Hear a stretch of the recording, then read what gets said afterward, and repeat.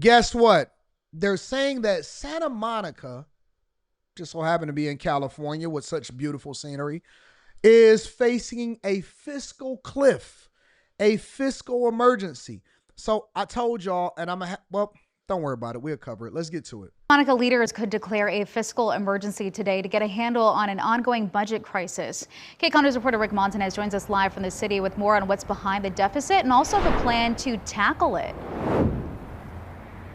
Yeah, Kalina, the city has, it's been years in the making for the city to get to this point, and even for the city council to now have this discussion. One of the big issues is that the city has paid out legal settlements amounting to about $229 million.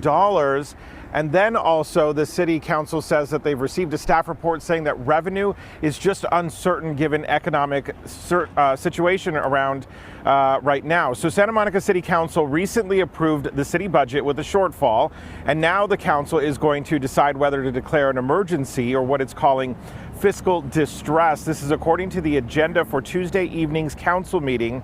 The report also cites financial struggles since the COVID-19 pandemic, for which the city says finances never really recovered. Back then, the city cut nearly 25% of its budget and eliminated over 400 permanent and temporary positions, acknowledging that this limits city services. Those large legal settlements are for sex abuse allegations that have been paid mostly out of the city's general fund, with $52 million of that $229 million coming from other city funds. These payouts are for more than 180 claims accusing a former Santa Monica police dispatcher of sexual abuse. So the city report also cites regional and national economic uncertainties as leading to contributing factors here in Santa Monica. And among them are the tariffs, deregulation, even the mass deportation effort by the Trump administration, all creating uncertainty, that staff report says. So now the council will discuss this at Tuesday evening's meeting. And of course, that always opens the opportunity for public comment as well if people have their opinions to share with the. So that was 2 days ago. Okay. Now I'm going to bring you up to date with a more recent information when it comes to this. Now at 645, city known for its famous views, iconic pier faces a financial crossroads. Santa Monica leaders are grappling with really tough choices over its finances and its future. The city council will consider declaring a fiscal emergency tonight. NBC4's Michelle Vise is live in Santa Monica to break down how the city got here, and also, Michelle, what will happen if council members approve this recommendation. Guys, good morning. First off, I want to give you an idea of what it looks like and feels like here in Santa Monica. So we're on Arizona here on 6th Street. Both sides of the street have buildings up for lease here.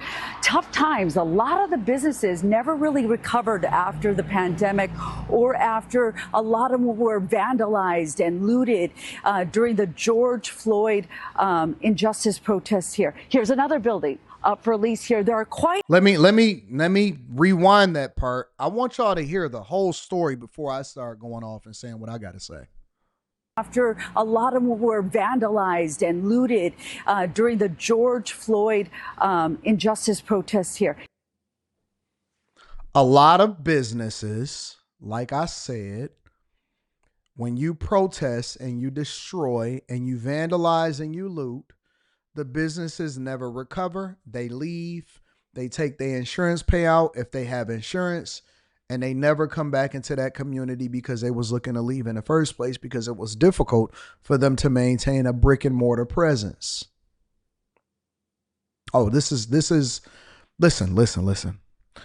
a precursor. This is a precursor.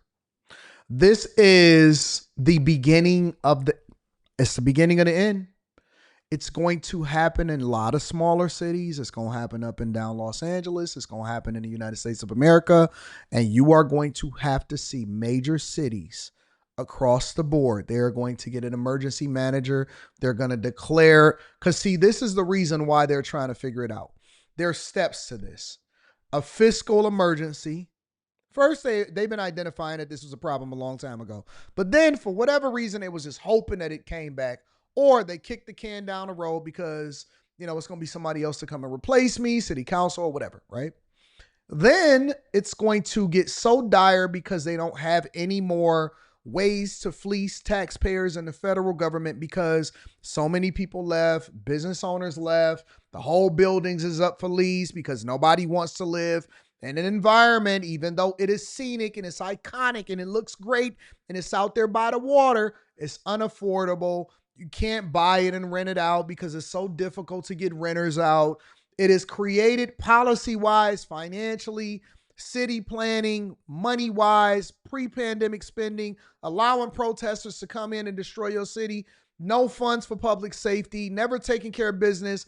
And so what you are finding is that these liberal cities and these places that do not generate revenue because they have to make money just like everybody else, that's why they charge property taxes, they are going to face a fiscal cliff. The emergency would do this. It would almost completely render being a city council member or having a political, strategy. It would almost render them useless. And then they would have to file bankruptcy. That brings in an emergency manager. You have to answer to them. You can't make decisions on behalf of the city. You can't control the finances. You can't control the contracts. You can't control anything because now you're in reorganization. So then the governor or somebody would have to find somebody to be an emergency manager. How do I know this? Because this is what we did in Detroit. This is a part of what happened in Detroit. Have to find somebody to be an emergency manager. The people are going to protest. They're going to get upset at the different decisions that's being made, but then they're going to have to reorganize and restructure in order to come out of bankruptcy and show themselves worthy of being able to manage a budget. And this is going to happen across the United States of the Americas to both small and large cities across the board. Some are going to blame it on Trump. Oh, it's Trump's fault that we got to pay higher interest rates because our bond rating has degraded. So we got to pay more in interest on the money that we're borrowing and the millages and all of this stuff. They're going to let police officers go. It's going to be longer wait times when you call. The criminals are going to get word and they're going to step in with their size 17 shoes and they're going to start putting a chokehold on people over in the cities that file for bankruptcy because they know that now you have problems and it's difficult and they're going to be able to finesse and maneuver because they watched the Millionaire Morning Show in the news just like you. Homelessness moves in. What you going to do? You ain't got no money to remove them. It is going to be a death loop. People are going to run. They're going to move. They're not going to. The people that can get out will get out. The people that can't get out, they might just let it go.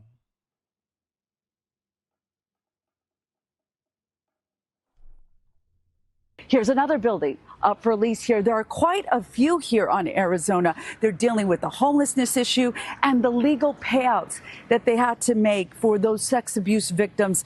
$229 million in settlements is one of the main reasons that the city is struggling. And that was from no new police cars, no nothing, no parades, no recreation centers, no money for healthcare services, social workers. Anybody that go there and live there and work for that city, y'all gonna have to take a huge pay cut. Former police dispatcher who worked in after-school programs, reportedly abusing more than 200 child victims. So now the city is living in a deficit. So if they declare this emergency, fiscal emergency, that's going to mean that the city manager takes over. That, honest to God, I haven't even seen this. I'm watching it in real time, just like, honest to God, I have not seen this video. I am watching it for the first time, just like you guys. On everything. On my father's grave, I have not seen this video. I'm giving you the blueprint because we've already seen it right here in the city. fiscal emergency. That's going to mean that the city manager takes over, that they will eliminate city positions, transfer staff, and sell some city assets to cover losses. Further down, you also have a Nordstrom that just shut its doors about 2-3 weeks ago. 70% of the stores in the Santa Monica Place Mall are now vacant here.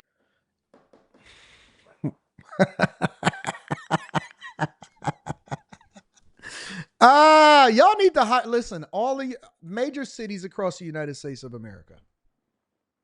Major cities across the United States of America.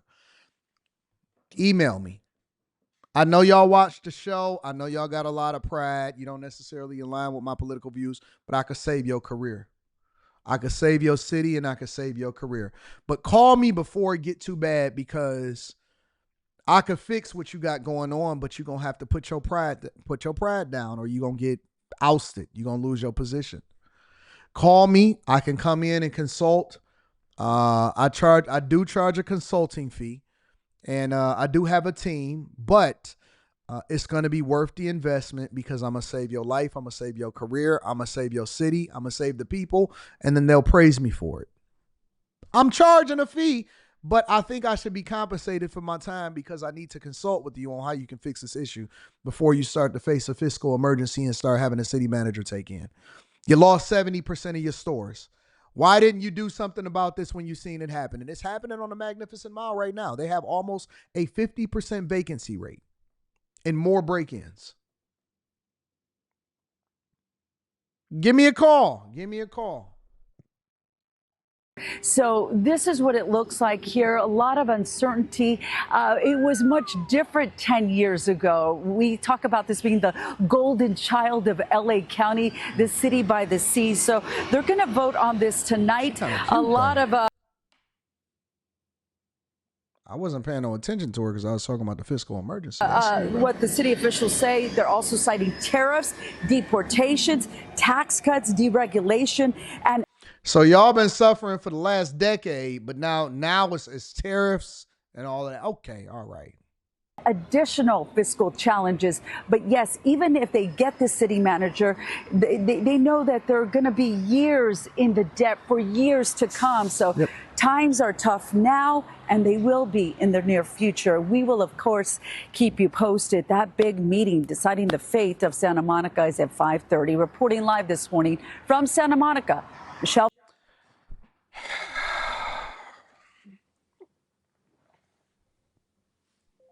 Anton Daniels 413@gmail.com, or you can go to my website, antondaniels.com, and be able to get in contact with me, fill out the form. I'll definitely make sure that I get a first class flight. I'm going to make that a part of my fee package, but I need to get a first class flight. Me and my team, we're going to come out there. We're going to consult with you, and we're going to have a conversation, and I'm going to fix this for y'all before you find yourself in the same situation in Santa Monica. But it's coming. It's coming. Y'all schools is going to be disinvested.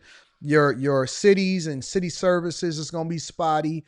They're going to start pushing more costs onto the taxpayers. You're going to have to file. Santa Monica is going into bankruptcy.